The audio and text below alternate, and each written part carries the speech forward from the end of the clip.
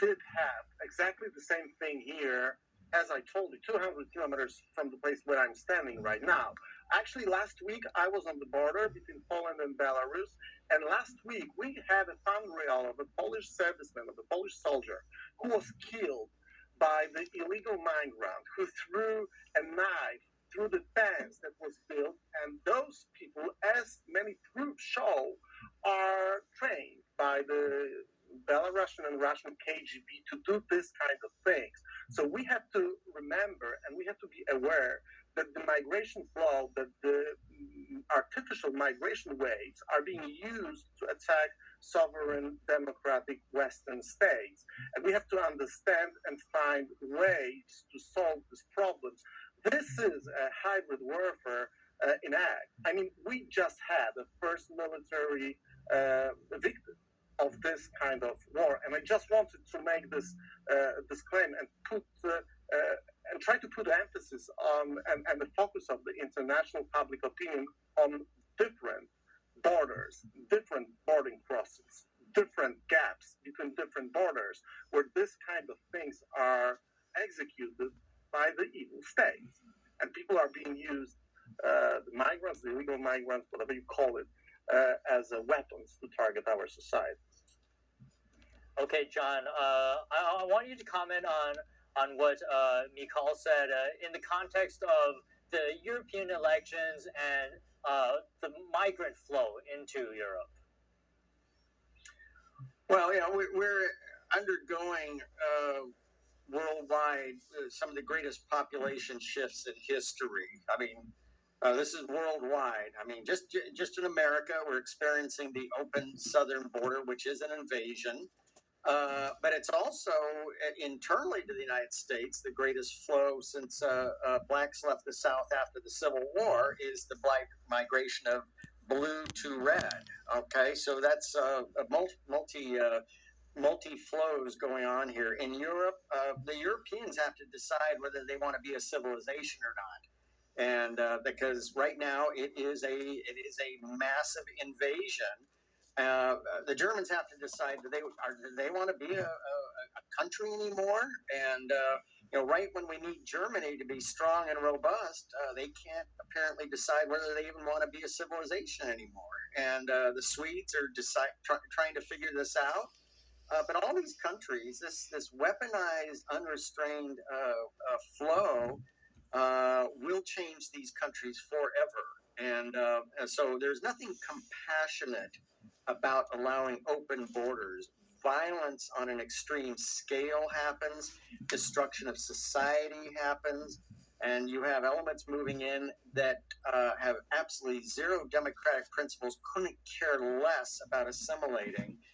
So again, sovereign nations with borders, those are functional nations. That is a good thing for the world, is sovereign nations with borders.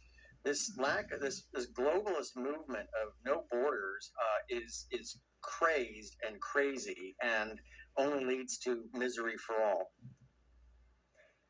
Jason, you want to jump in here?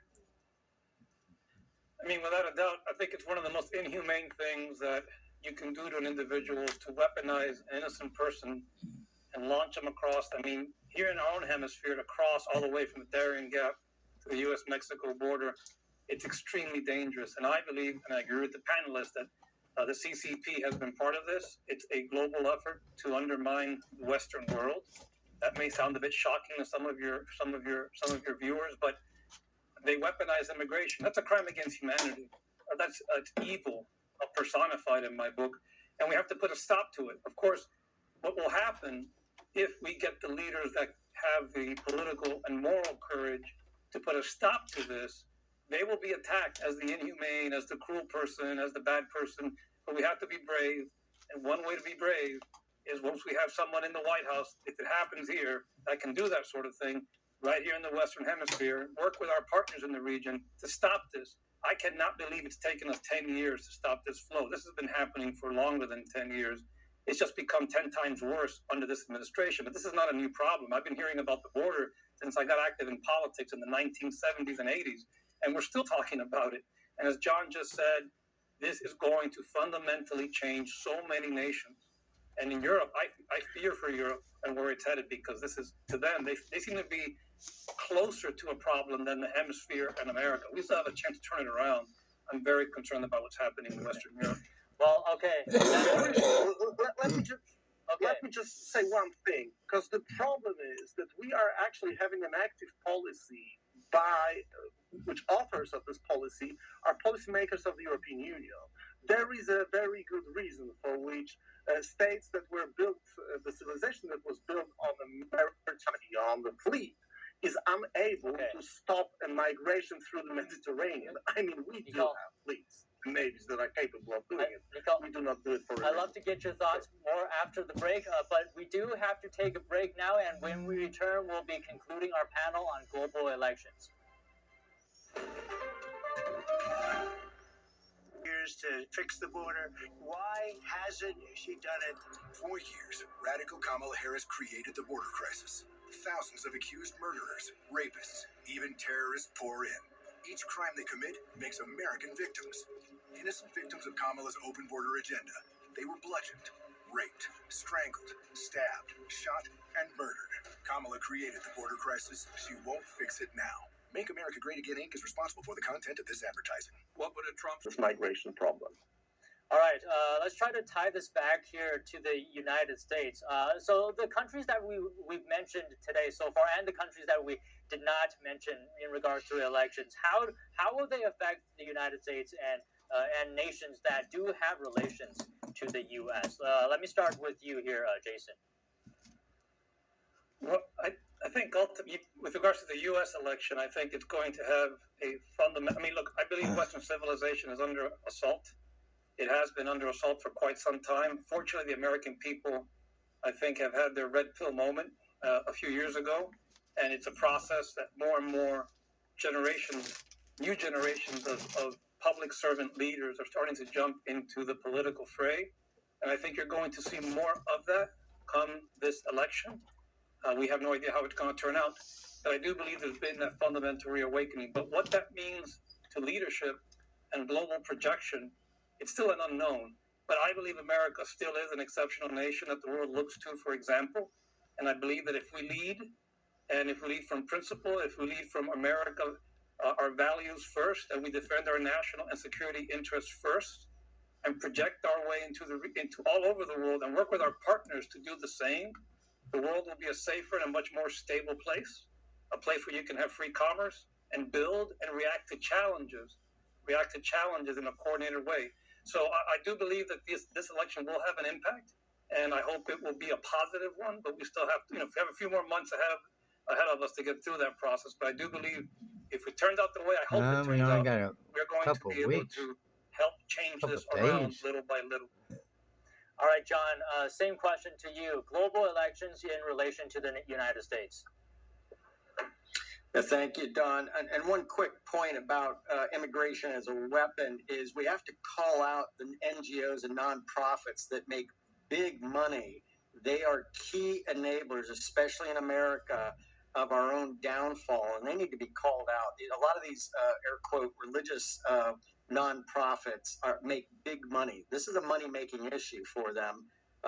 They don't have any flocks to donate to them, so they just get it from the government. But the nations like India always wanted to have better relations with America. When I was in office during the Obama years, I would always turn in my annual list of priority countries to work with on cyber matters, and India would always get erased and put below the cut line. I never got a good explanation. Why? Why would India drop below the cut line?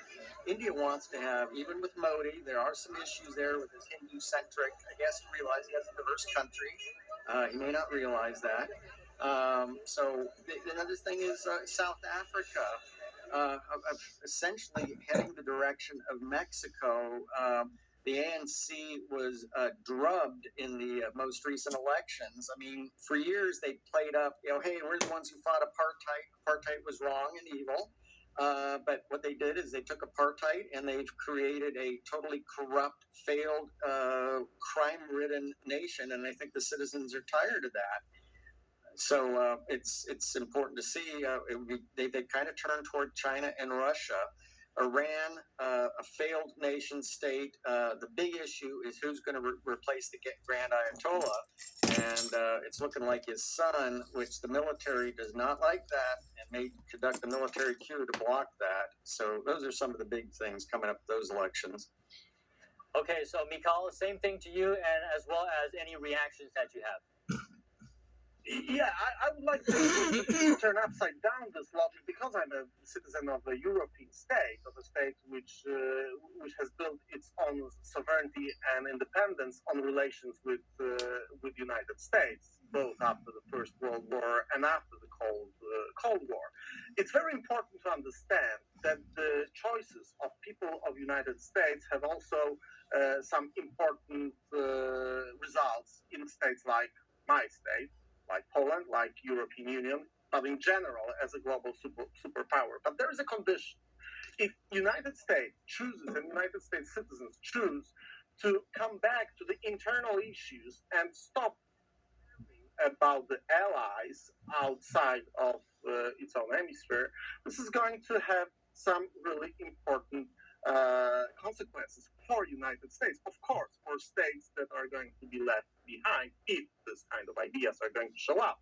But the thing is that, for example, U.S. presence in Europe is also a condition of a global superpower position of United States, and this for which United States citizens can benefit from the economical results of the status of a superpower. And it's very important for American people to understand it, that this is important not only for them, for you or viewers in the United States, but also for people who believe and treat United States as a beacon of freedom. It's very important.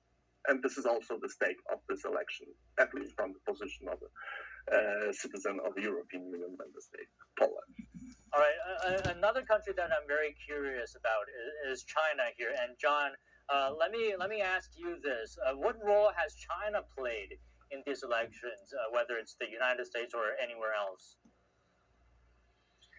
Oh well, I mean, I would talk about this with Stephen Gregory at length. My calculus using my model was easily they blew 100 million in the 20 election. He felt that was high, but with my model, I mean 100 million. But I think the big concern now is there's three major sources of destabilization funding inside of America. It's Soros Arabella dark money. It's classic red-green thread money. And the new one is the Chinese special operators. I have studied this. I'm very concerned. Where are they showing up? They're always muscling in on cannabis operations. Why cannabis? It's high cash. You can't bank it because of federal laws. You watch the first 2 episodes of Tulsa, you understand what you can do with this unbankable cash. I'm concerned the Chinese special operators, that's now their source of funding. 100 million is a lot. They can't afford another tranche of 100 million, so they're just accruing it from the illegal cannabis operations and applying it toward destabilization activate, like paying $250 a night for the Palestinian protesters. So those are your 3 basic sources of funding for destabilization of malign activities. Okay, Jason, I saw some reaction from you here. What are you thinking? That we have to get a handle on China meddling in the U.S. domestic economy in so many ways. For example, nonprofits. We have no transparency, so a lot of these nonprofits are doing. I believe China money, CCP money has been getting into nonprofits. And that spans the gamut of issues, not just the ones that John just mentioned, but there are many others. In the Western Hemisphere, there are CCP funding lines that make it all the way from Punta del Este all the way in here. We're not doing a good enough job of cracking down on those financial crimes. And there's also a lack of enforcement. We have so many laws on the books. This is not about passing more laws. It's about using the all instruments of state power, including our judicial system that we have a National Security Division at DOJ that has done a fairly good job, but it could do a much better job. And a lot of folks in the FBI also who want to do more on this. We can't do it. And it starts right here at home. And there's a lot we can do that we can start with some oversight as well. But I do believe that cracking down on the financial stream should be one of the top priorities of the next administration. We have to crack down on that money flow. All right. Mikhail, I think you get the last word of the day here, so we have about 60 seconds. Your thoughts? So I'll just point to the fentanyl as a problem, not only U.S. problem, but a global problem. China is a totalitarian state, so you cannot think about producing drugs without the acceptance of the ruling power of the ruling party. They do it on purpose. There is a reason for which fentanyl kills 100,000 people every year in United States, and United States just needs to address it. I mean, this is a direct threat against fabric of U.S. society, made and caused by China's Communist Party. And that concludes our discussion today. Thank you to our guests, Jason Pablet, Colonel John Mills, and Mikhail Raccoon. Right.